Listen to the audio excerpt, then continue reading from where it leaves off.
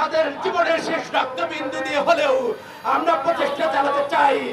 আমরা ওই ফিলিস্তিনবাসীকে মুক্ত করতে চাই।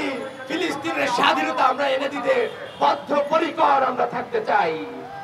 আমরা আমাদের যতটুকু শক্তি আছে, সামর্থ্য আছে, সেটা ব্যয় করে আমরা পণ্য বর্জন করার ঘোষণা দিয়েছি ইসরায়েলের। পণ্য বর্জন থেকে শুরু করে যতটুকু আমাদের সামর্থ্য আছে সেই সামর্থ্যগুলো নিয়ে আমরা তাদের পাশে দাঁড়াবো। আমরা সকল দিক থেকে ওই ইসরায়েলকে প্রেসার ক্রিয়েট করার মধ্য দিয়ে ওদের এই গণহত্যা বন্ধ করতে আমরা বাধ্য করব। তাদেরকে প্রয়োজনে আমরা নিশ্চিহ্ন করার জন্য সারা পৃথিবীব্যাপী প্রেসার ক্রিয়েট করে যাব ইনশাআল্লাহ।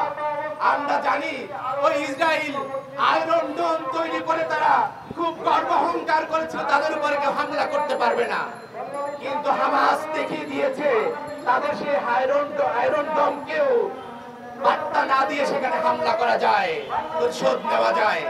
আমরা আজ ইঞ্জিনিয়ার ভাইদেরকে বোনদেরকে আহ্বান জানাতে চাই, যেভাবে করে আয়রন ডোম নিয়ে ইসরায়েলের যে অহংকার, সে অহংকারকে যেভাবে করে ধুলায় মিশিয়ে দেওয়া সম্ভব হয়েছে, ইসরায়েলের সন্ত্রাসকে থামানোর জন্য ইঞ্জিনিয়ার ভাই বোনদেরকে প্রযুক্তির উৎকর্ষ সাধনের জন্য আল্লাহর দেয়া মেধা আমরা কাজে লাগাতে হবে। আমরা এই মেধা কাজে লাগিয়ে আমরা ইসরায়েলকে এখান থেকে অবশ্যই পিছু হটতে বাধ্য করবো ইনশাআল্লাহ। এবং আমরা অবশ্যই এই ফিলিস্তিনকে আবার মুক্ত করতে চাই। এই মসজিদুল আকসা আমাদের, এই মসজিদুল আকসাকে আমরা আবার মুক্ত স্বাধীন করতে চাই।